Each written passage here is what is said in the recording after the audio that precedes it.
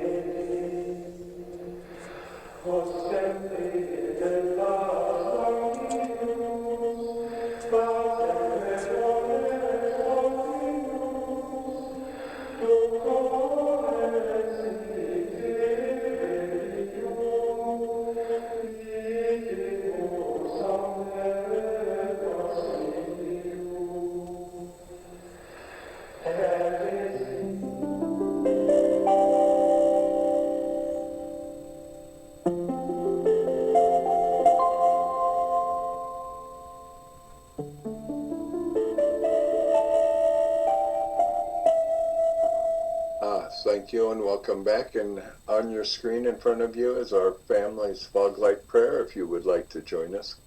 God, let your love shine through us like a fog light, so that those that are lost, sick, and dying can find your love through us. Amen. All right, and let's have our secretary's report. Come on in, Heather. Thank you so much. Hi, my name is Heather, and I am your recovered alcoholic secretary. I have asked Nancy to read our recovery statement. We read this notice to explain why many people in this group identified as recovered rather than recovering, and what exactly means to be recovered alcoholic. Take it away, Nancy. Nancy, you're muted. Nancy alcoholic, recovered. We are not cured of alcoholism. Recovered but not cured, that presents a conflict to some alcoholics. If we were cured, we would be able to drink responsibly. No, we are not cured. The allergic reaction to alcohol will remain with us for a lifetime. But we have been restored to sanity. That was the problem. The main problem of the alcoholic centers in his mind rather than in his body. Page 23. We are now sane where alcoholic is concerned. Consequently, we have recovered. Thank you. Thank you so much, Nancy. Thank you for joining us tonight. We meet every Tuesday starting at 5:30 p.m. Central Time with the Gerbil Fellowship Cage, where we chatter for an hour before the start of the meeting. Feel free to bring side dishes to share with the buzzards. Our Big Book study starts promptly at 6:30 p.m. Central Time, but we ask that you be courteous and ready to begin at the sound of the foghorn. We take our Big Book study seriously. Because of this, chat will be disabled during the study. In the 1940s, when only elements to sobriety were God, a Big Book, and one recovered alcoholic working with an untreated alcoholic, the success rate was as follows.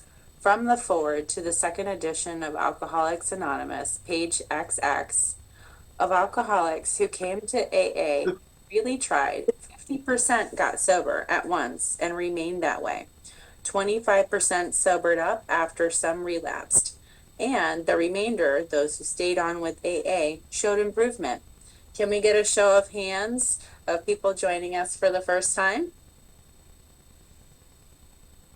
I think we have one. It was Sally. Wonderful. And Sally. actually, I think Anna may be with us for the first time as well. Welcome. Welcome, Anna. Welcome. And then the recovered alcoholics? All right, these are your potential sponsors. Is anyone celebrating a milestone this week? All right, every day is a celebration. If you should require a Big Book of your own, we have large print editions available that can be sent to you by buzzard mail. Delivery time is questionable. Please remember to practice our 7th tradition by donating to the group address, Venmo or PayPal, posted in the chat and on the screen. Our suggestion is to purchase a Big Book and take an untreated alcoholic through the program of recovery. Please visit our website, posted in the chat. Thank you. See you next week. Thank you for letting me be your secretary. Thank you so much, Sassy. Well done. Thank you for stepping in tonight. From chapter 2, there is a solution. The tremendous fact for every one of us is that we have discovered a common solution. We have a way out on which we can absolutely agree, and upon which we can join in brotherly and harmonious action. This is the great news this book carries to those who suffer from alcoholism. This is an open meeting, and as such, all who have an interest in alcoholism and our program of recovery are welcome. Because this is an open meeting, you need not identify yourself nor your reason for being here if you do not wish to do so. Your anonymity will be protected. We ask that you protect ours. While this is an open meeting, membership in this group is limited to those who wish to recover from alcoholism and have a desire to stop drinking for good and all. Each member of Alcoholics Anonymous is a potential sponsor of a new member. and should clearly recognize the obligations and duties of such a responsibility. And before we begin our study of the Big Book, last week we reviewed Tradition 12. So tonight, let's take a quick look at Tradition 1. Please refer to page 562 of Alcoholics Anonymous. And Lisa is our traditionalist. Come on in, Lisa. I'm Lisa. I'm an alcoholic, and I'm your traditionalist tonight. I'll start with the short form. 1, our common welfare should come first. Personal recovery depends upon AA unity. And the long form. Each member of Alcoholics Anonymous is but a small part of a great whole. AA must continue to live, or most of us will surely die. Hence, our common welfare comes first, but individual welfare follows close afterward. All along coming to meetings, I always saw the shade with all the traditions, just like the steps, but I didn't know anything about it. Just like I didn't know anything really about the steps, because I never did them. And starting this is going to help me learn about the traditions. And I was reading my new tradition book, something that caught my eye that I could relate to. And I'd like to read it for you. I understand that the first step was my lifeline to the program, and the first tradition was the lifeline for the group. I understood that my recovery depended on AA unity. I even began to understand that it was just as important to me that others recovered, because for the first time in my life, true for me, I realized that I needed other people. What I learned from the first tradition changed the way I viewed the world and the way I interacted with others. Since this was the first time I looked at other people as important and not as enemies, I had to learn to listen to them. This was pretty difficult for someone like me, but as I got better at it, I was surprised to learn that there were a lot of smart, funny, nice people around. And people started to talk to me, and not just to say, "You keep coming, honey." How many times I heard that, I don't even know. But I learned to see the bigger picture, meaning AA beyond the groups I attended. I began to see the global power of AA, and I was able to trust AA to be my higher power. I have heard it said in meetings that when God sees the tiniest spark of willingness in your heart, he sends 1,000 angels rushing to your side. And everybody in this group are my angels who came. That's how I see it. Being able to accept AA as my higher power was that tiny spark of willingness, and that's what I did in the beginning, until I started to build my relationship with God. And for me, this was the first gift of Tradition 1. I had hoped that this precious fellowship would endure and that I could endure with it. Another gift was the ability to work alongside others, whether it was to make coffee, reach out to a newcomer, or be a parent and a partner. Truth be told, the parent and partner part was a long, slow process. It didn't happen overnight. But I came to realize that I was having conversations with people for the first time in my life. I knew the joy of being one among many. For the first time in my life, I belonged somewhere, and it was in AA. I learned that putting AA ahead of myself didn't mean that I was less than. It meant that I was part of. My greatest hope is that this never changes, and my greatest joy is that I know it never has to. And that's it for me. Thank you, and for letting me be a traditionalist. Thank you, Lisa. Great job. And since I did not give out the That Ain't in the Book tonight, I'm going to let Trish introduce it. Thanks, Jamie. I'm Trish, and I'm an alcoholic. You have to unmute, Trish. How did I get muted? I am Trish and I'm an alcoholic. Thank you. So we hear a lot of stuff said in meetings that can't be reconciled with the program as it's described in the Big Book of Alcoholics Anonymous. One of these things we often hear is, you need to stay in those feelings and really feel them. So Terry, come on in and let us hear what the book has to say about that on page 84 in paragraph 2. Okay, continue to watch for selfishness, dishonesty, resentment, and fear. Next sentence. When these crop up, we ask God at once to remove them. Thank you, Terry. Thank you, lady. As we study, please make use of the pens, highlighters, and rulers so that you can share this experience with another alcoholic. In order for us to stay focused as we study the Big Book, we use the Big Book Study Guide prepared by Joe and Charlie and Krusty Cliff of the Dallas Primary Purpose Group. Tonight, we are going to start our recap on page 123, which will be read tonight by Kenny, and then followed by our study portion read by Susan. After the page is read, we will ask questions from the imaginary podium, starting back on our study portion that was read by Susan. The answers will be one sentence unless otherwise specified, and multi-part questions are simply a one-sentence answer, split up by commas, semicolons, hyphens, and other fun bits of punctuation. Fun bits. Fun bits. Basically, in English, what that means is that we are going to read the material once through and then dissect the information a second time through the question and answer format.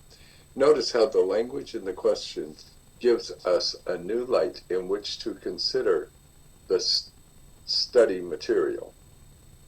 This is important because hearing the question and rereading the content offers a definite way of comprehending the material covered.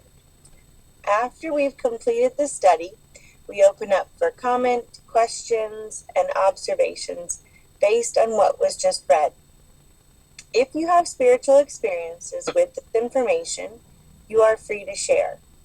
Please keep your share on topic in under 5 minutes. At the 5-minute mark, you may hear a timer beep to let you know that your time is finished. However, Big Book study is not therapy should you begin sharing on topics which are more appropriately discussed in a different setting. For example, with a sponsor, please do not be offended when we cut that conversation short and send the buzzards nipping at your heels. For that purpose, we have fellowship meetings before and after our study time. You can never go wrong by commenting on the pages studied, which brings us to the words of one of the co-founders of Alcoholics Anonymous. Sobriety, freedom from alcohol, through the teaching and practice of the 12 steps, is the sole purpose of any Alcoholics Anonymous group.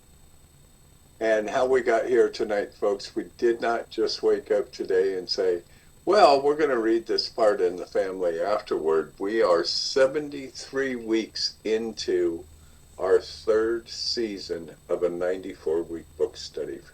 And it's 94 weeks from beginning to end. It started 5 years ago here in my living room with 12 other alcoholics. Eventually we became Zoom. And we do absolutely everything in this study through this question and answer format that we're doing tonight. We start at the title page. We go through the preface, all of the forwards with questions and answers. We come into the doctor's opinion, the classic 12-step call by Bill Wilson himself. Excuse me while I plug my ear so I can kind of normalize my talking. I've got it plugged up here. We go through absolutely every line and every page of this entire study through this format. When we reach week 94, we are doing the spiritual experience for the 4th time in the process of the book study. And then the very next week, we don't take any pauses. We're right back at the title page, starting all over again. So wherever you happen to be in the big book, if you've ever been to it, have never been in it, or you're going through it for 40 plus years, I hope you will see something new that will resonate with you. So welcome, and we are glad you are here. And before we start the recap, we will need 5 or 6 virtual hands raised. If you'd like to be one of our interreaders, please be aware that the first hour and a half of this meeting will be recorded so that we can put it onto our website and our YouTube channel. All right. Looks like we've got 3 hands so far. Kenny, do you want to come on in with the recap?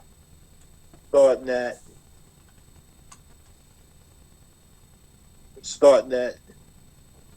Yes, it's time to start it, Kenny. It's at page 123, Father Knows. Father knows he is to blame. It may take him many seasons of hard work to be restored financially, but he shouldn't be reproached. Perhaps he will never have much money again, but the wise family will admire him for what he's trying to be rather than for what he's trying to get.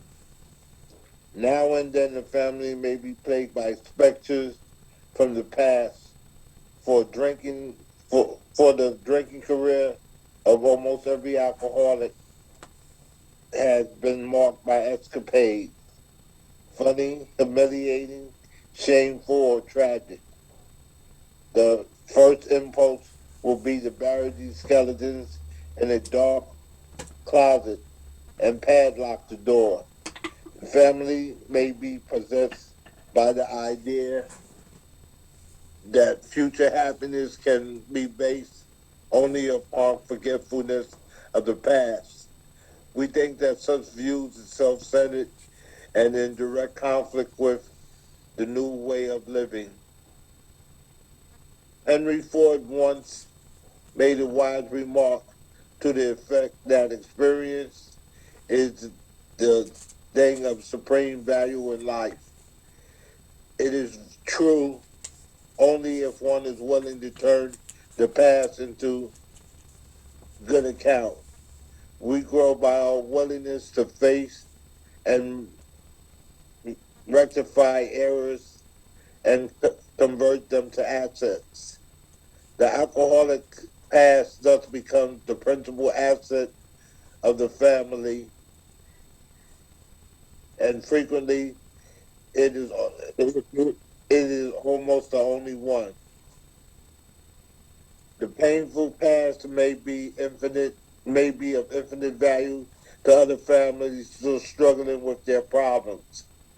We think each family which has been relieved owes something to those who have not, and when the occasion requires, each member of it should be only too willing to bring former mistakes, no matter how grievous, out of their hiding places.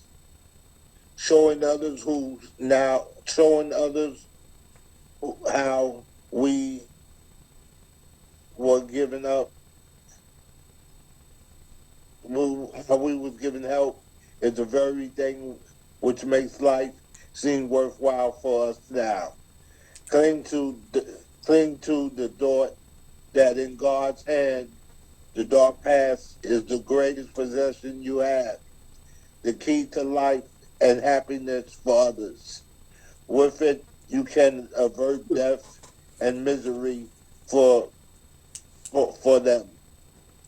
It is possible to dig up past misdeeds so they become a blight, a veritable plague. For example, we know situations in which the alcoholic or his wife had love affairs. In first flush of spiritual experience, they forgave each other and grew closer together. Then miracles of reconciliation was at hand, and then under one provocation or another, the aggravated one would unearth the old affair with anger and angrily cast its ashes about. A few of us have had these growing pains, and they hurt a great deal. Husbands and wives have sometimes been obliged to separate for a time until new perspectives and victory over her pride could be re-won. In most cases, alcoholics survive these ordeals without relapse, but not always. We think that unless some good useful purpose is to be served, past occurrences should not be discussed. We families of Alcoholics Anonymous keep few skeletons in our closet. Anyone knows about the other alcoholic troubles. This is a condition in which ordinary life would produce untold grief.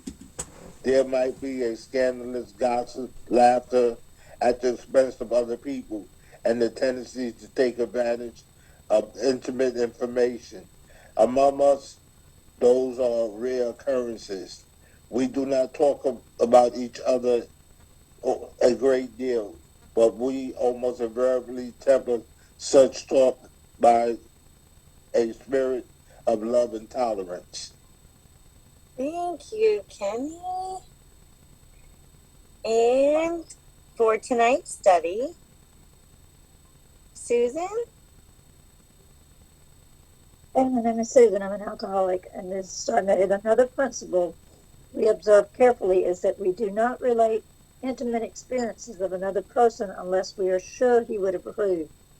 We find it better when possible to stick to our own stories. A man may criticize or laugh at himself, and it will affect others favorably. But criticism or ridicule coming from another often produces the contrary effect.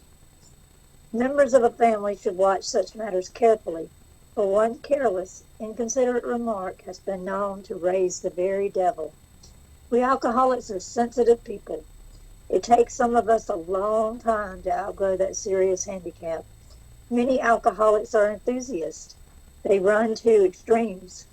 At the beginning of recovery, a man will take, as a rule, one of two directions. He may either plunge into a frantic attempt to get on his feet in business, or he may be so enthralled by his new life that he talks or thinks of little else. In either case, certain family problems will arise. With these, we have had experience galore. We think it dangerous if he rushes headlong at his economic problem. The family will be affected also, pleasantly at first, as they feel their money troubles are about to be solved, then not so pleasantly as they find themselves neglected. Dad may be tired at night and preoccupied by day.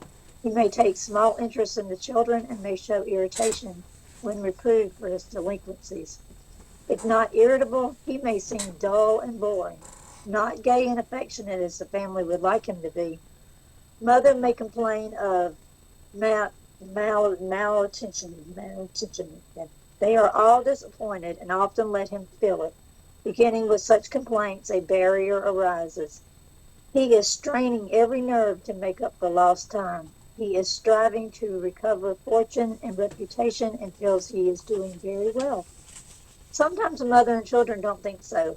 Having been neglected and misused in the past, they think father owes them more than they are getting. They want him to make a fuss over them.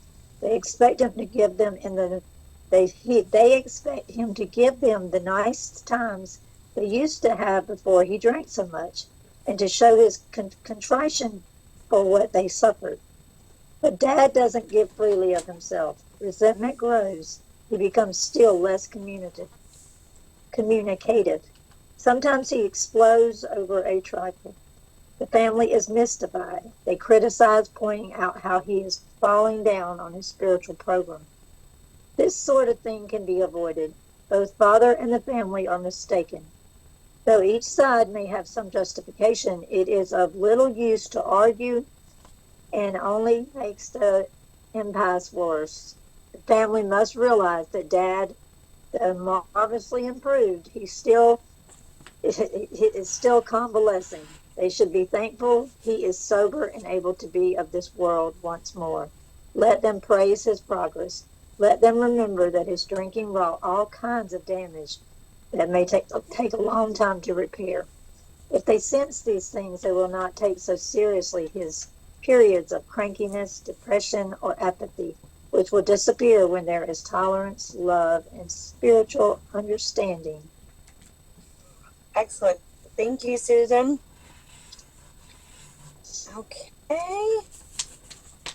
And going back, we have how many readers? 1, 2, 3, 4, 5, 6, 7.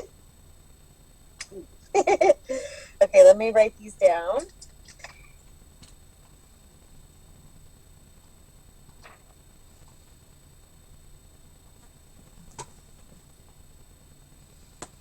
I can bow if there's too many for you. Never too many. Never. No. Fine. Besides that, you were late to the ball. We're making you stay late.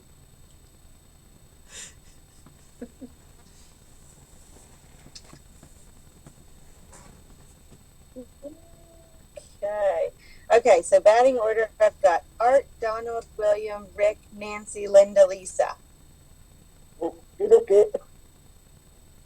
Did I miss anybody? Nancy? I got her. Okay. She mentioned me. So I got Nancy, Linda, William, Art, Lisa, Rick, and Donald. Yes, and it's just a different order. Yeah, it's fine as long as you got them all. I got you. Okay. So starting back up at the top. First question's coming to you, Art. What is another principle we carefully observe? Another principle we observe carefully is that we do not relate intimate experiences of another person unless we are sure he would approve. Thank you, Art. And Donald, we find it better to do what? You're muted, Donald.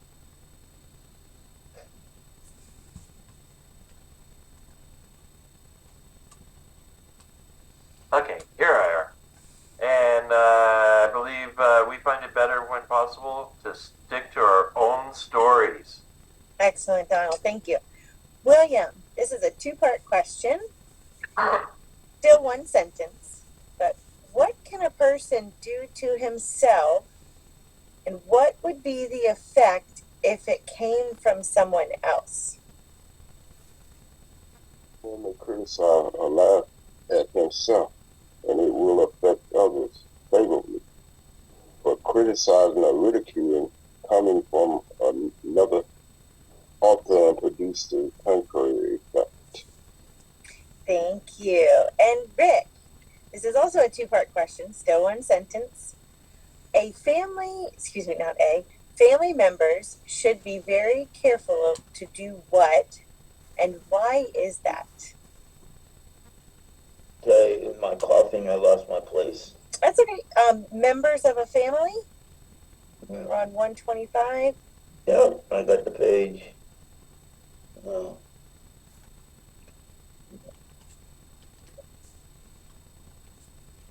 Right after often produces the contrary effect. Members of a family should. Is it in the paragraph, another principle? Yes. So, Yes. Okay, members of a family should watch such matters. Yeah. Am I in the right spot? you are very much correct. Okay, Thank you. for one careless, inconsiderate remark has been known to raise the very devil. Thank you, Rick.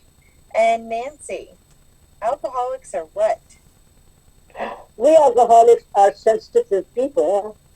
I know that's right. Thank you. Mm. And Linda, do we grow out of it quickly? It takes some of us a long time to outgrow that serious handicap.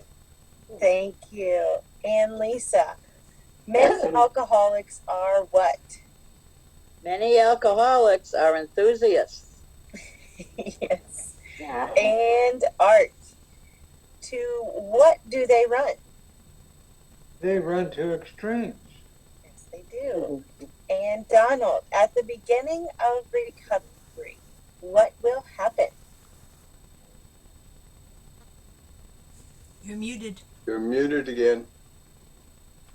Keep your mic hot. I never turned it up. But, okay.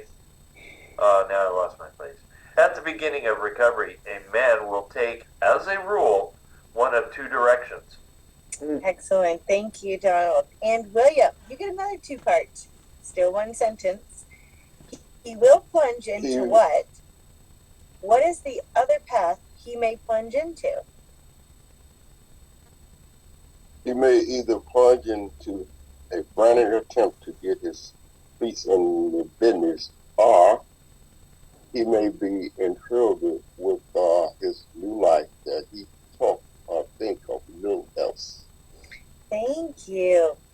And Rick, in either case, what is reasonably certain? In either case, certain family problems will arise. Thank you. Nancy, how do we know? With this, we have had experience galore. Yes. And Linda, what do we believe to be dangerous? We think it's dangerous if he rushes headlong at his economic problem. Absolutely.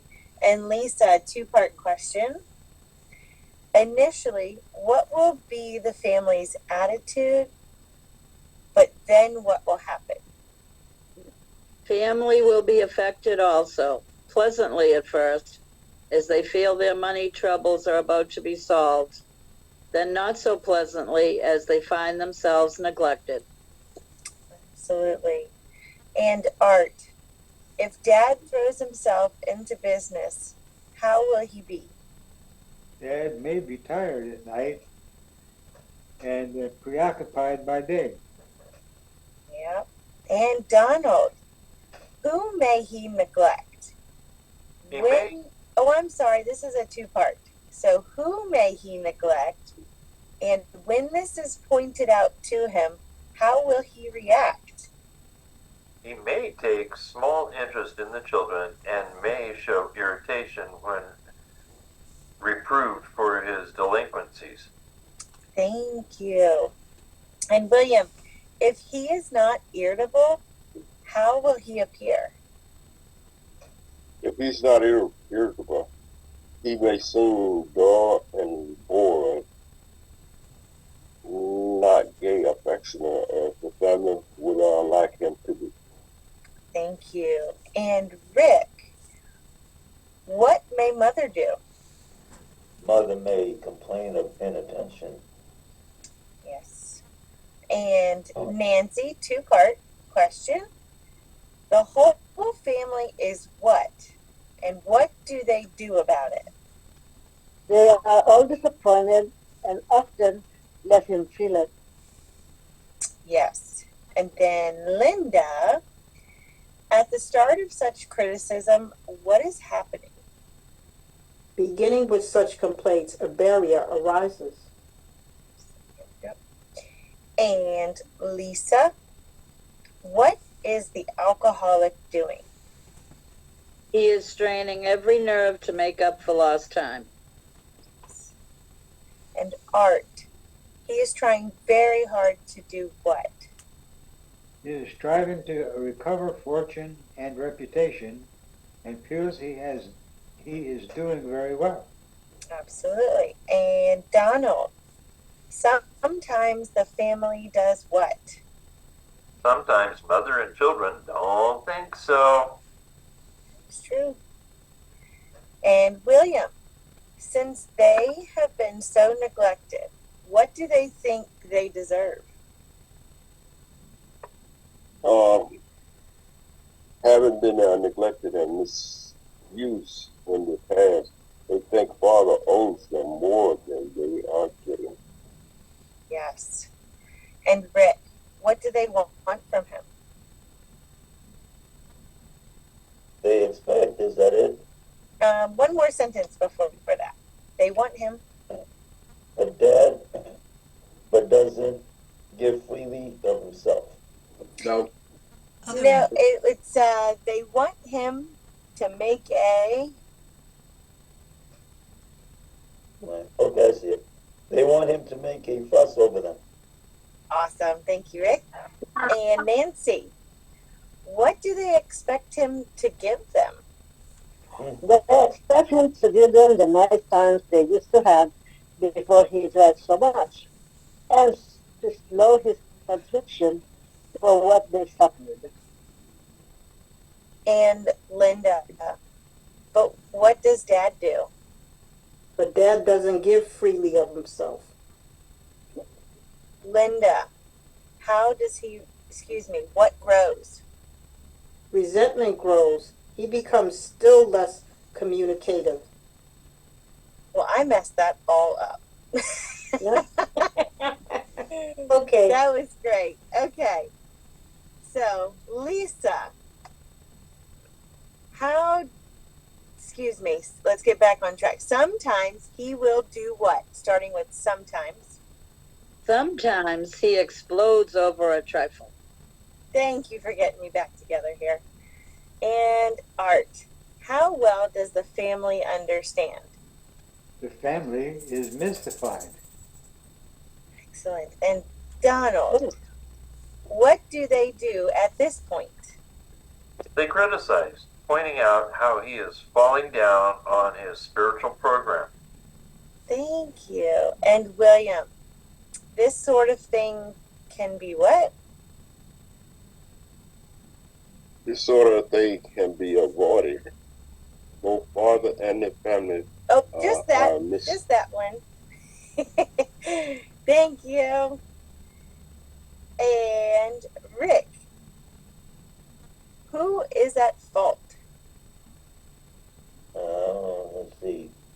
Both father and the family are mistaken, though each side may have some justification. Excellent, thank you. And Nancy, if they continue to argue, what will happen? It is of no use to argue, and only makes the impasse worse. Thank you. And Linda, what must the family realize? The family must realize that Dad, though marvelously improved, is still convalescing. That's right. And Lisa, for what should they be thankful?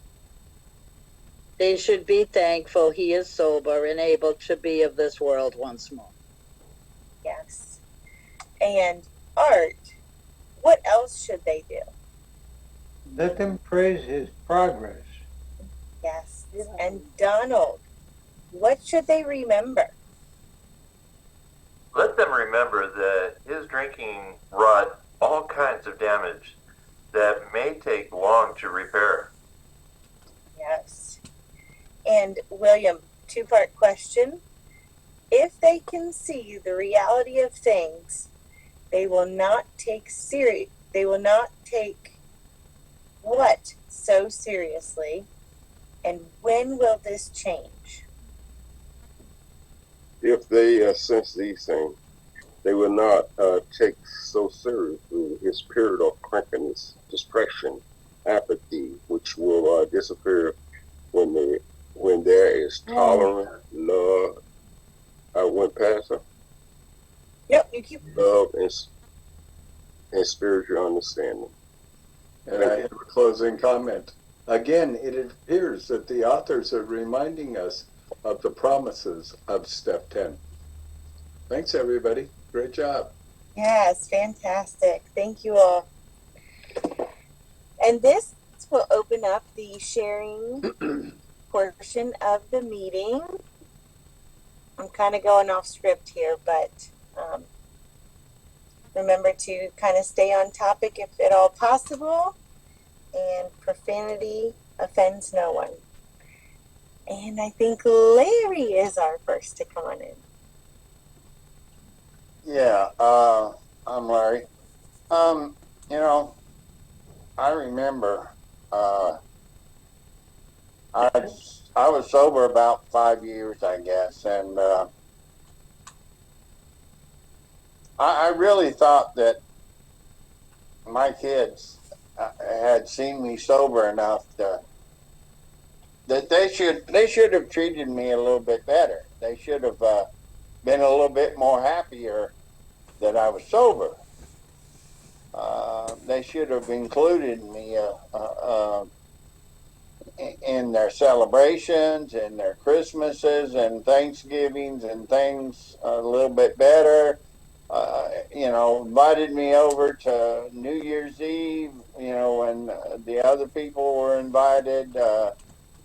Um, about the only thing they invited me to was my grandkids' birthday parties, and I would always come, and I'd always celebrate with my grandkids, and I made a fuss over my grandkids the best I could. I was never the uh,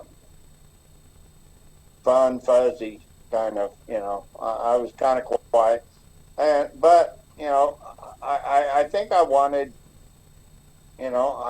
pats on the back and wasn't getting them, and the book tells us that we're sensitive people, and I felt I was pretty sensitive, and I think that had a lot to do with me getting a resentment, around about that time, and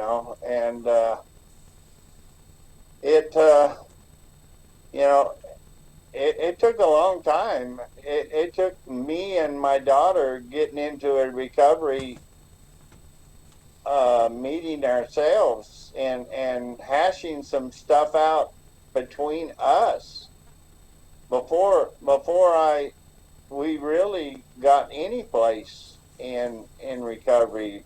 She needed to understand about recovery, and I needed to understand how I hurt them, because I still hadn't understood how bad I hurt them.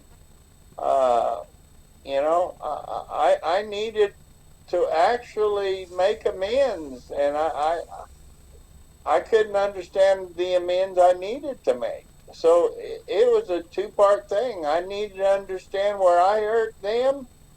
They needed to understand how well I was doing in recovery and what I was facing as a recovering alcoholic. So there was a lot of learning within our relationship, and it took a long time for that healing process to work.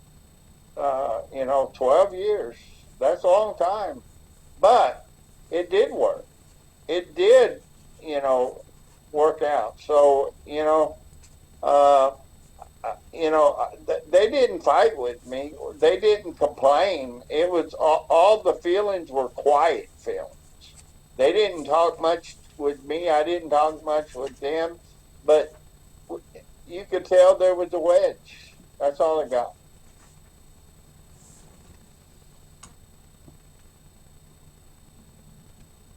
Thank you, Larry. Oh, I don't see any hands. So I will share. I'll take this time. Shayna, recovered alcoholic. And thank everybody for being here tonight. I love this chapter. I can see both sides of the coin. I qualify as an alcoholic and an Al-Anon. On the alcoholic side, I recall very early in sobriety, thinking I'm sober and my life is so hard and nobody understands. And this was directly related to my relationship with my mother. And, I think she expected that I was going to be doing this, and this. And how could she expect all of that of me? Doesn't she know how hard I've had it, kind of thing. That was clearly not it. I actually recall asking her to read the family Afterward. I don't know if she actually ever did it or not, but through continuing with my sponsor and actually reading the family afterward, I thought, oh boy, I got a lot of work to do. I wasn't, I caused a lot of pain, over 20 years, and I didn't think I was actually hurting anybody but myself. But I instilled a lot of fear and a lot of doubt, and then beyond. So, at least 20 years of that, I think more than a few months, I had to put in the work and do the time. And I'm still doing that. Now, as the Al-Anon side, I married an alcoholic and a recovered alcoholic. And, there are often times that I have expectations or ideas about how he should be living in his spiritual program or not, or how he needs to behave or not. And I think that it was very important for me to hear this piece tonight, almost all of it, he could be preoccupied with work, or he could be tired, or he could be inattentive, or and he may think he's doing a great job, and that might be okay. But to give a little bit of grace, some love, tolerance, and understanding, I think. So that's all I got for right now. Thank you. Jamie. Boy, it's going to be a really long meeting if you people don't raise your hands. Good evening, family. My name's Jamie, very grateful, recovered alcoholic. I'm going to start with the very first line tonight.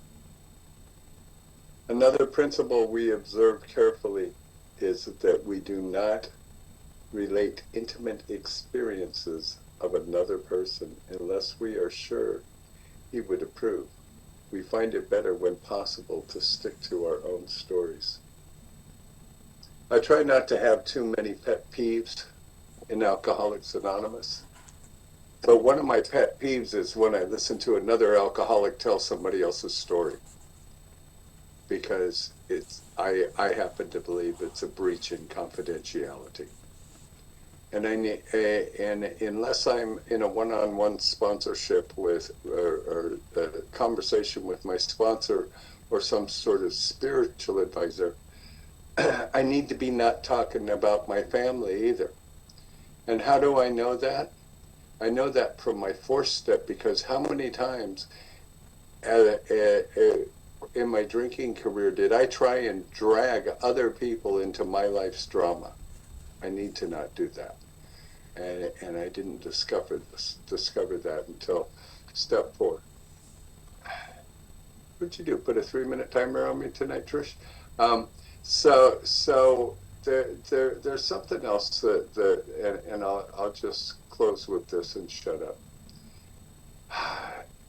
Where it talks about the criticism.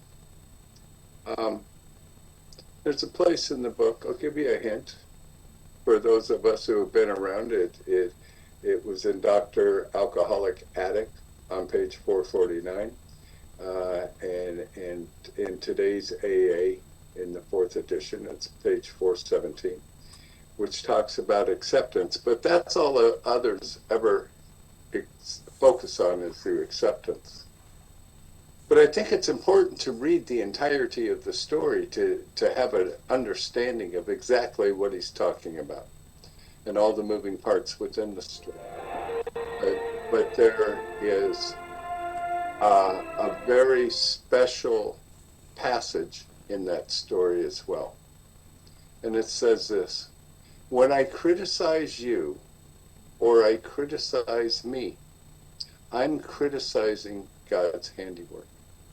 And when I'm doing that, folks, when I'm into that criticism, whether it's of myself or somebody else, I'm saying that I know better than God. There is a God. I'm not God. And if God can love me, I can certainly learn how to love others right where they are. Whether I think where they are is where they should be or not. That's not up to me. That's between them and God. Thanks. Thanks, Jimmy. All right. Thanks, Jamie. And I thought I saw Sarah's hand first. I don't know. You moved order. Yeah. Sarah? Okay. You want me to go? Yeah. Okay. Let's see.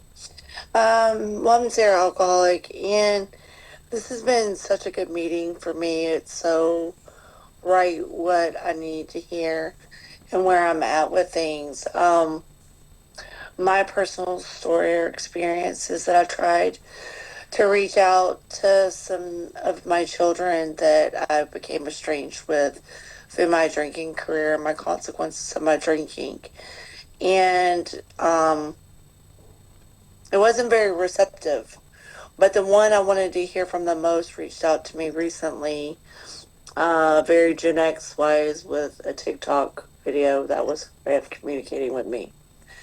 But the basis of what it had to say really hit home. And I was, for the first time, because of some soul searching and work I've done with myself and my higher power, and let myself be angry at my higher power for circumstances not being different. That's just a personal belief. I can be angry at my higher power. And that's okay. Because he's patient, loving, kind, and tolerant, and lets me do that.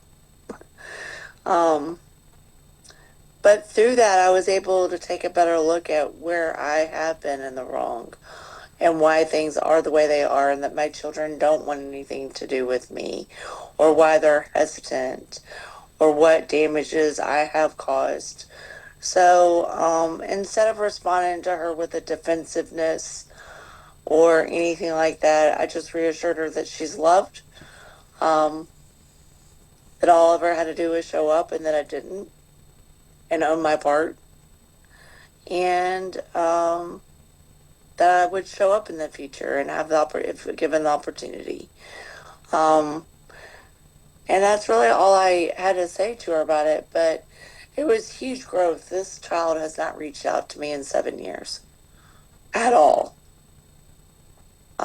Despite letters, gifts, holidays, graduations, everything, so it was a step in the right direction. It made me see that maybe God's sprinkling a little bit of sunshine into my life, that I'm headed on the right path. That's really all I have to share. Thanks. Thank you, Sarah. And William.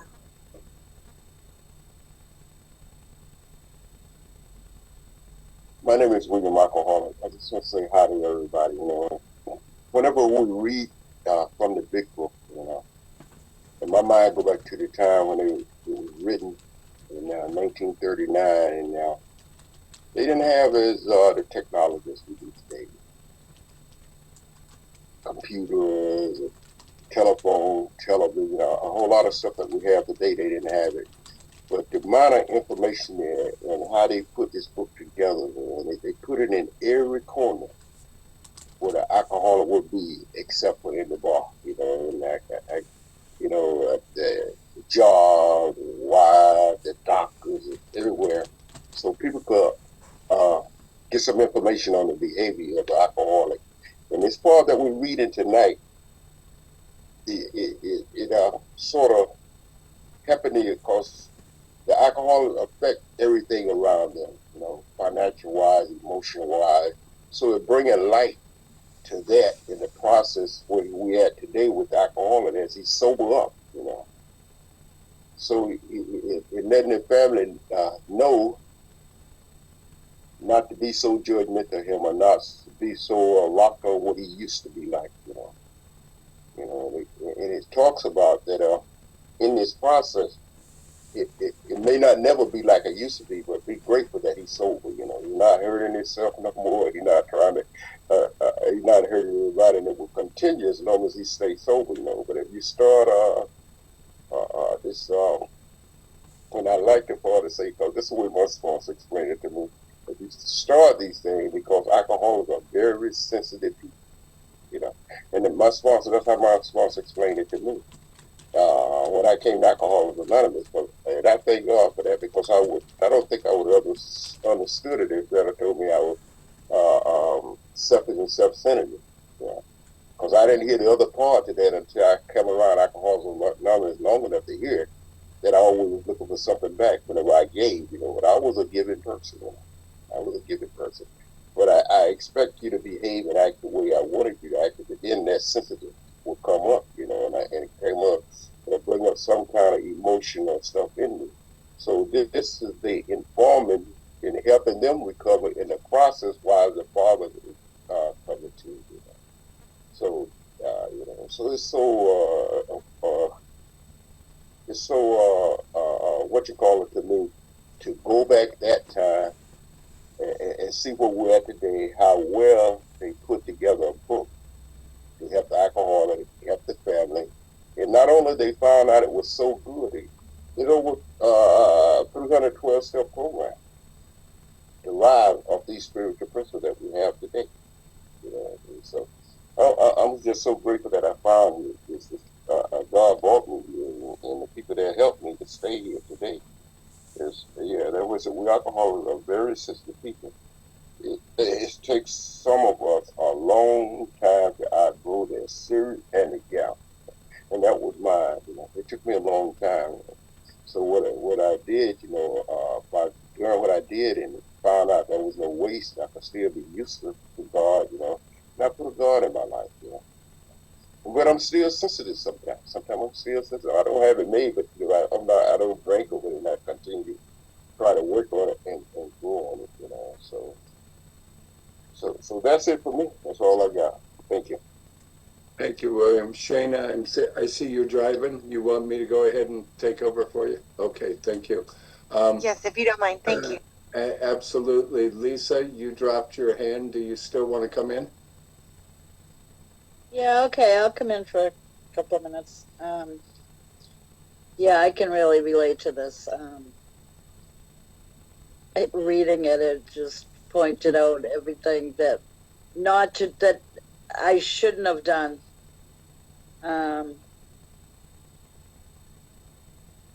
Yeah, I'm at both sides of the coin too, Shana. And reading this tonight, and it was the sentence I read. Where was it? Just be thankful he is sober and able to be of this world once more. And I feel that now. But that was the furthest from my brain in the beginning, or even the first few months. There was just so much resentment and criticizing and pointing things out, and the selfishness, well, what about me, and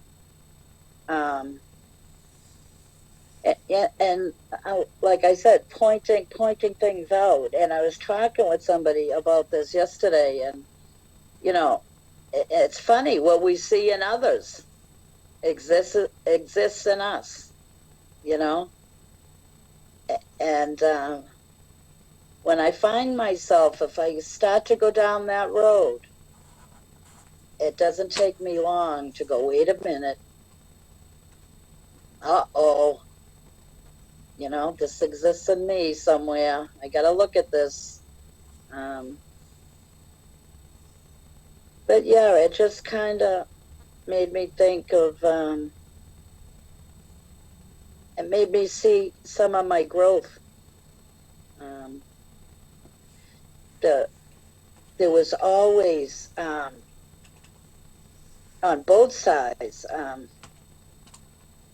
getting upset over really stupid, silly, crazy stuff that didn't mean nothing. And, and the back and forth, and oh boy, it was just insane. But I just couldn't see that, reacting to him or him reacting to me, it just made things 100 times worse. And it just, that big ball of yarn getting bigger and bigger and bigger and bigger, and just adding to it, to the misery, and ugh. And I'm so grateful. And like when I got that sentence, and I'm glad he is sober, you know, and I'm grateful for the things I can see today, and that's it for me. Thanks. Thank you so much, Lisa. I want to say this before Jenna comes in real quick. I was 14 years sober when my mom died. And my brother said, you might be 14 years sober, but you're as big of an ass as you always were. And it's because 14 years sober, I was still suffering from untreated alcoholism. Gemma, good to see you, my friend. Come on in. Hi, I'm an alcoholic, amongst other isms. I was able to get an audio device on my phone downloaded, so I've been able to sit here and I can hear you guys and I can watch the thing going. I've been trying to set it up so that it differentiates between different voices, but it's really cool the kind of technology we have today for the hearing impaired like myself. Anyway, thank you everybody for being here, for sharing, and being a part of my recovery. I always love the saying, you can have a meeting without me, but I can't have a meeting without you. And that's a good reminder for me that this is a program of inclusion and working together. It's not a program of isolation and independence. I'm really good at doing things on my own. The readings were really nice. I was trying to get my little thing here kind of figured out, but I'm new to it. And what I gather is that I'm working. I have a daily reprieve from alcoholism. Maybe I have a daily reprieve from myself, which is being hard and critical on myself. That was my defense mechanism as a child, because of the varying environments I lived in and the different types of, different personalities and different environments get different results, right? So, my brother, who was in many of the same environments, is kind of a cocky kind of a guy, and kind of a little bit of arrogant, right? Macho, machismo, as we say it in our family. But then I was a people pleaser and a doormat and lacked boundaries. So as I grow in my recovery and my healing, and I soften my edges, and I cease fighting anyone or anything, page 103 or 106, I can't remember, but we cease fighting anyone or anything. We have to. I love that bottom of the page. I recognize that as my healing grows, green and growing, as they say, my childhood gets better. When I came into recovery, my childhood was a mess. I was angry, I was hurt, I was a victim, I was a martyr for my own self-victimhood, and I didn't know it.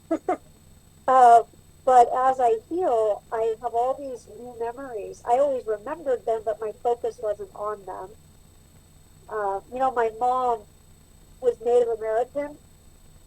I don't know if anybody's old enough to remember Sonny and Cher. And Cher, they had a TV show, and Cher had hair all the way down.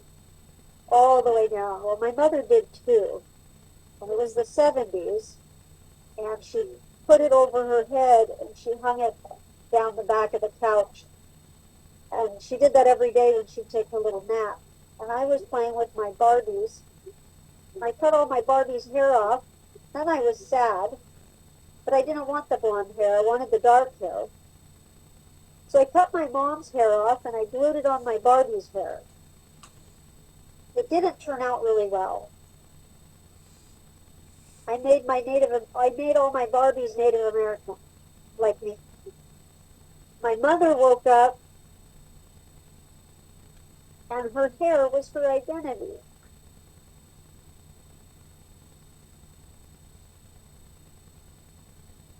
And my mom relapsed after that and never was sober again. So I blamed myself for her relapse, and then later she was murdered by my stepfather, but who was also Native. They were living on a reservation in Alaska. But to put it on a healthy, happy note, I was a little kid and I didn't mean any harm. And I can forgive myself. And I can know that my mom, wherever she's at, is no longer mad at me. And that's part of my recovery story. Because I get to reparent myself. And I get to relive those moments and change the ending and finish the ending. And it doesn't have to be just at the last thing my mother said when she woke up and saw that her hair was butchered. So that's my sorry, that was a little funny. But thank you for letting me share, and I'm grateful to be here. And yeah, I'll keep coming back. Thank you, my friend. And by the way, I have it on my to-do list. I do have a new big book for you. I won't get it sent out tomorrow, but I will when I get back home. So, Fireman, good to see you, brother. It's been a minute. It's good to be here. Where were you last week? No, you already said. No, Rick Alcoholic. I needed to rediscover these lost chapters that, I'm not getting this from my family. I'm not getting there was a time where they were white knuckling my early days, because that's who I was. Promises that were broken, coming home with it on my breath and lying about it and all that. So, and the family being the way it is today, a loving, forgiving family, they should be thankful he is sober and able to be of this world once more. Is how they are with me. All they ever wanted. All they ever wanted was the husband, the father, the grandfather, now a great-grandfather, and the brothers and sisters. And I don't speak of stories from others because I don't remember them. I hear them and I can relate. When I hear your story in the rooms and say, I can understand that one. But there are stories that I don't understand in my own family, thank God, and not in my immediate family, and I thank God for that every day. But I still need this chapter because I am that guy. Ain't it grand that the wind stopped blowing, Ma? I was not drinking.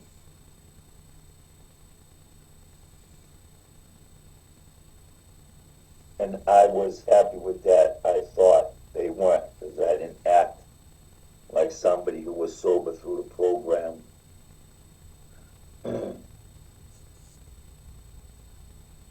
For me to enjoy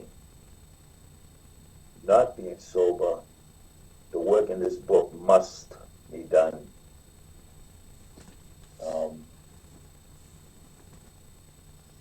Over and over and over again. I am very grateful I can take other guys through this work, and when those who cease to show up, I can move on to others. I am involved in a men's sober living house, and so I need to go through these chapters here to let them tell their stories and their families after 4 or 5 years still don't want them to come by, or let them come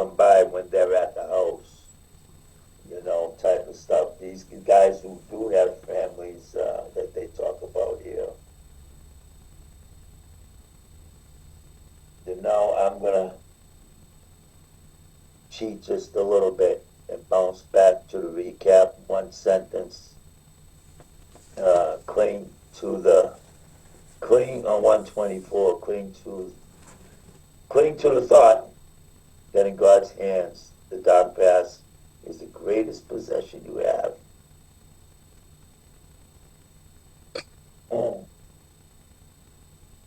That's why I stay close to this. I stay close to God. Talk about reacting over trivial stuff. I can take her car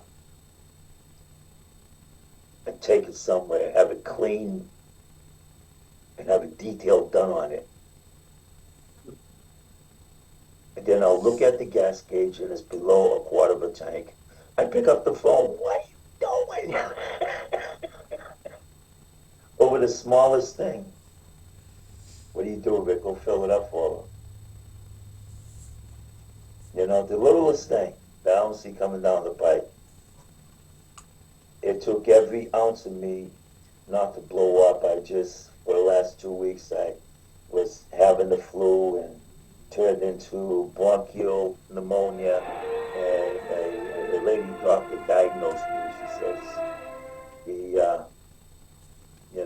I would have never sent you home without anything. She gave me stuff. I'm already feeling better. I'm looking forward to be at this convention in Ocean City this weekend. So, but it did. It took every ounce. Make sure you answer right, Rick. Make sure you do. Because want me to fix you something to eat? No, that's what I want to do. Yes, please. And there's a program here that tells me how to behave when I don't want to behave right. Dear God, help me watch over my words, my thoughts, my actions. Every morning I ask him that. I ain't perfect at it. I ain't great at it. But I do try to practice this program. And I appreciate sitting here with you guys tonight. Thank you. Thank you, brother. Glad you're with us. And before Trish comes in, I feel compelled to pull a Rick Walsh moment out of my hat here. Since you're here, fireman. This chapter is about us practicing these principles, the 12 steps in all our affairs, especially in our homes. So here's just a consideration. The pages we studied tonight are 37, 38, and 39 pages past step 11. So if I'm getting upset and I'm getting offended at the way my family's acting, what part of step 11 am I not practicing in my own life? Am I missing something if I'm that easily offended? Trish, come on in. Hi, everybody. Timer. I'm Trish and I'm an alcoholic. Hi, everybody. Glad you are all here. And while it starts out our study portion tonight talking about we don't relate intimate experiences about another person unless we're sure he would approve, I can't effectively share somebody else's story. And kind of like the old kids game of telephone, you tell one person, by the time it gets to the 12th person, it's not even an accurate story. So by the time I'm telling the story, it may not even be the correct story. But it's okay to laugh at myself. And trust me, some days I really do a whole lot about that. But it's not okay for me to laugh at other people or criticize other people because they're doing the best and they're exactly where they're supposed to be right now. And while it's easy for me to tell that to other people, it's really hard for me to realize that sometimes that I may be in a situation where I'm supposed to be right here, right now. The very next line is what jumped out at me. Members of a family or anybody should watch such matters carefully, for one careless, inconsiderate remark has been known to raise the very devil, because we alcoholics are sensitive people, don't you know? And then it goes on a little bit later, and we'll either plunge into a frantic attempt to get back on our feet in business or be so enthralled with our new life that I talk or think of little else. And that's what I did. When I first got sober, I would talk to anybody who wanted to hear about it, but you had to be within my really close circle of friends who I knew would accept and love me no matter what. I did not feel like my family was going to love or accept me no matter what, so I never said a thing to them.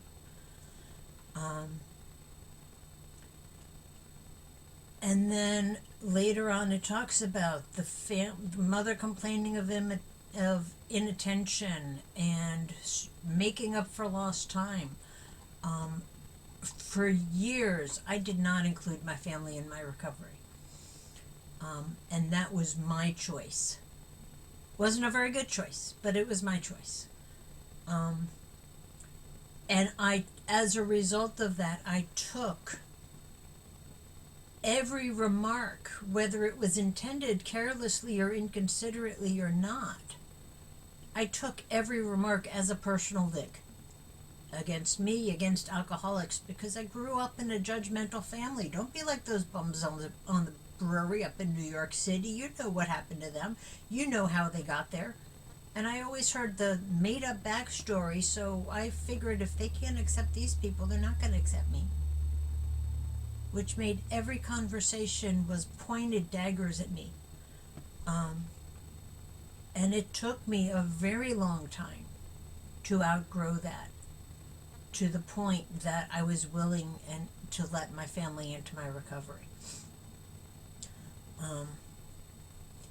And you know, my family was affected by my drinking, even though I didn't live there and I said they weren't. And they were also affected by my recovery, but only because I tried to keep them out of it.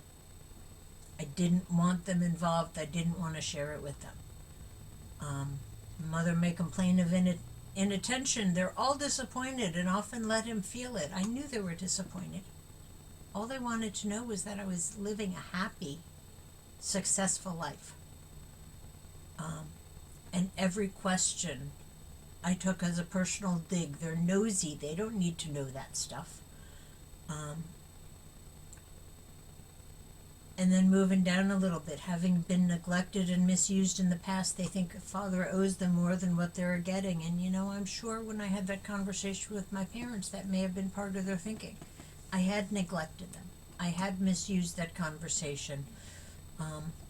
And it took a lot of effort to give them more than what they had been getting in our relationship. To go out of my way to make phone calls, to go out of my way to spend time with them and go visit when it wasn't a holiday, just because. And I can make a fuss over them now, just because they're my parents and they've been there. And I don't expect that they're going to make the fuss over me just because I'm getting sober. We still don't talk about it a whole lot. But if I tell them I'm in a meeting, if I tell them I'm going to go take a vacation and visit people in the rooms, they're okay with that. They know where I'm going. They don't know who I'm going to be with, but they know the type of people. And they trust that I'm going to be okay. So, you know, the lack of communication that I started as I was drinking, which did start under their roof, and the early sobriety, going into decades of sobriety, of not letting them in, building those barriers up, keeping them at arm's length, not wanting them to know what I was doing. I still feel I'm making up for lost time because I lost years with them. They lost years with me. And the best that I can do is keep having that relationship and hoping that my son's relationship with them will turn around also. Because I know his relationship with them has suffered as a result of my behavior. And I'm hopeful someday that that'll change. And I am going to stop because I am way past my time. Thank you. And you got people waiting on you. I Pickle do. chips, come on in. You're muted, Terry. Hey guys, Pickle Chips here. recovered alcoholic. I really didn't have a lot to share on this chapter except for the part about being sensitive, but I still have the sensitive, but at least I don't have temper tantrums anymore, because that's what I used to do when my feelings were hurt. But anyway, I just want to share that although I didn't have a lot to share here, I learned so much about all of you tonight. Everybody shared a piece of themselves that I didn't know. And I just think it serves to make this an even more tight-knit group, that we trust each other. And that's really all I have to say. I so appreciate it. It was just really good meeting tonight. Thank you. Thank you, Terry. And yes, we are all about the love. Linda, welcome, my friend. Come on in. Hi, my name is Linda. I'm an alcoholic. I wasn't going to share, but one person shared, Trish shared.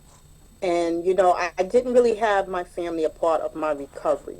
I rejected them, my sister and my brother. And I rejected them because they were both active. They were both still drinking and drugging. And I didn't want to be bothered with them, basically. But then as I got older, I started to feel lonely and empty. And I was like, you know what? I'm not getting any younger. My mother is not alive, and I doubt it if my father's still alive. But I need to, you know, after I got to that 8th step, and I did a serious 8th step, an honest 8th step, an honest 9th step, I said I need to contact them. I need to contact them. And one thing was pointed out to me is just accept people for who they are. If they're going to be people that's going to be drinking and drugging, that's their business. It's not your business. You know, you have to just leave them alone in their drinking and drugging, and they'll leave you alone in your recovery. And my sister particularly, I had to leave her alone. I remember when I graduated from college, it was when I went to school and I got my associates, I told her about it, and she was drinking at the time. And I was so happy. I just called her for validation or like, you know, congratulations or something. I didn't get that. You know, she cursed me out. She cursed me out. Boy, I was hurt. So I learned from there, don't share your good news with bad spirits. And she was drinking at the time. You know, I've long, you know, forgiven her. But it made me keep my distance with her. Because she was the kind of an alcoholic. She would call you when she was drunk and cuss you out, or if you call her, she'd cuss you out, because she was always drink, and she was in the grips of it. You know, she did go get help, but she still went back to drinking. She did go get help. She had to, because she was at that point where she was out of it. So she went and she got help, you know, and she got help at the point when she was getting evicted, and she was living from one place to another, and then she realized, oh, maybe it had something to do with my drinking. You know, and I didn't know all this. She told me this later on. But I was telling my son, I said, I'm going to reconnect with my brother and my sister, and I'm really nervous, and I don't know how to do this. And he said, well, he said, February 3rd, he said, isn't it her birthday? He said, and can't you go online and do a search for someone if you have their date of birth and their name and everything? And I did, and I found out that she lived in Endicott, New York, and I was like, oh my goodness, what's she doing living up there? Because she lived up in the Bronx. And I called that number, and that number was not hers. Somebody called me back, and they said, this person doesn't live here. So what I did is I told my son. He said, well, he said, her birthday, why don't you send her a card? And I sent her a card, and I sent a bunch of pictures. And she was shocked. And I had put my number in there, so you call me anytime. And we got reconnected that way. And I went to see her all the way up in Endicott, New York. It was a long ride from New York. And I took my granddaughter with me. And this beautiful house, you know, that she had. But what it was, her boyfriend got drunk and he got beat up by police officers. He sued them. He got some money and they bought a house. And so that's how she got that house, you know. And he was active. You know, she didn't drink in front of me. They didn't drug in front of me. But she was talking to one person. They had a barbecue. She said, yeah, well, maybe so-and-so's an alcoholic. And then she turned around and looked at me. I wanted to hit her. I said, no, because the last time I hit her in the head with a bottle, I ended up getting arrested, and that was years ago. So I'm not going to put my hands on her, you know. And she used to do that a lot. When I first got sober, she used to do that a lot. She would call my grandmother and other people in the family. Linda's in AA. She's an alcoholic. You know, and when I came back, I left. You know, after I was over her house, I spent time, and then I left, and I came back, and I shared in a meeting. And I said, she has the nerve to be calling me an alcoholic. I said, but she's got cirrhosis of the liver. Her eyes are yellow. She's a beautiful woman. She does not look like that. I'm not going to say nothing mean because someone just said that.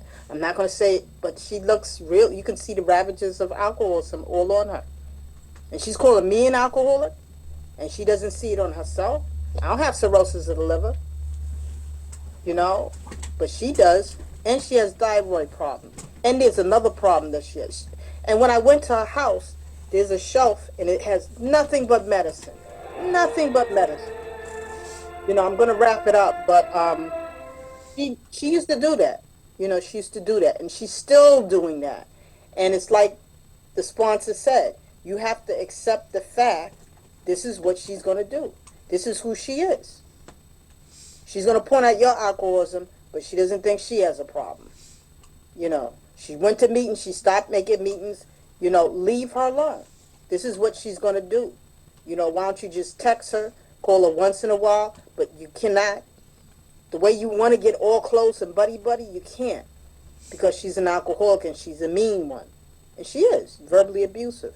You know, so I like what they were saying here about, you know, the alcoholic, and they're making strides. They're not going to be perfect, but they're making strides, you know. And I know that I'm not a perfect person, you know, and I know that I pushed certain family members out of my life. And I did it because I just, you know, I didn't want to be abused. I didn't want my brother coming around asking me for money, bringing his kids. I was like, remember one time he did that, and I was like, you know what, you're going to stop this. You're going to stop trying to come over my house, and every time you're coming over my house, you're trying to borrow money. And I didn't talk to my sister and my brother for almost like more than 10 years. More than 10 years, you know. And after doing that 8th and that 9th step, it was like, you know, you need to make, now even if it's not making amends, you need to set things aside, you know, and understand this is who they are. They're your family. They're all you have. And you can't distance people. One day, I'm going to say this. I know I keep saying I'm going to wrap it up, but, you know, it's kind of a heartfelt, and it's really hard to share about it, too.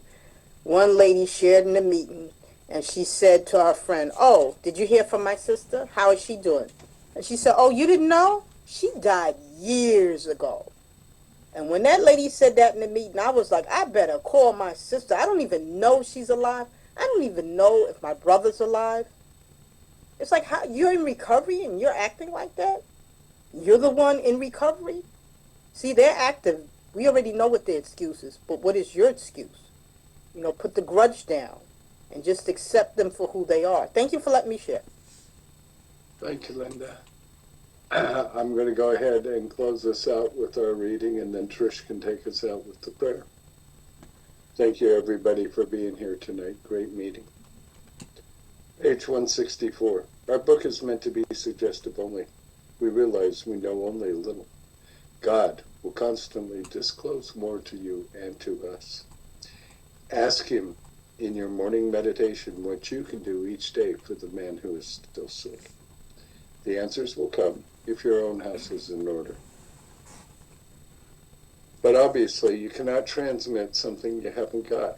See to it that your relationship with him is right. And great events will come to pass for you and countless others. This is the great fact for us. Abandon yourself to God as you understand God. Admit your faults to him and your fellows. Clear away the wreckage of your past. Give freely of what you find and join us.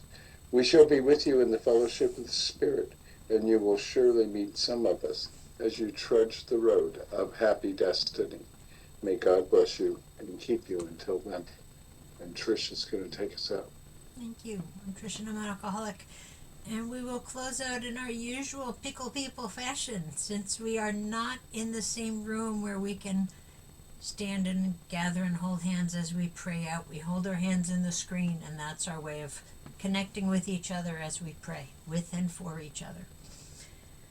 And we'll take a moment of silence for those still suffering, inside and outside of these rooms, especially those who may die tonight, either because they haven't found their way to us, or because they found their way but they weren't ready, or they didn't want the message, and then they turned around and left. So that moment of silence followed by the Lord's Prayer. Here's your moment. Thank you. And who takes us from shame to grace if we let him? Our Father, Father, who art in heaven, hallowed be thy name. hallowed be thy name. Thy kingdom Thy come, kingdom come, thy thy will will be done, on earth as it is in heaven. Give us this day day our our daily daily bread, bread, and and forgive us forgive our us our trespasses, trespasses, as we forgive forgive give those who those who trespass trespass against against us. us, And lead us not not into into not into temptation, temptation, but deliver us deliver us from from evil. evil. For from thine is the thine kingdom, kingdom, the the power, power, and the glory, glory, forever forever and ever. forever and ever. Amen. Thank you, folks. Thanks, Thank you, everybody. guys. Have a good night. Good Thank you, meeting. everybody. See you Good to soon. see everybody. Yeah. Thank you. Thank you. Stay so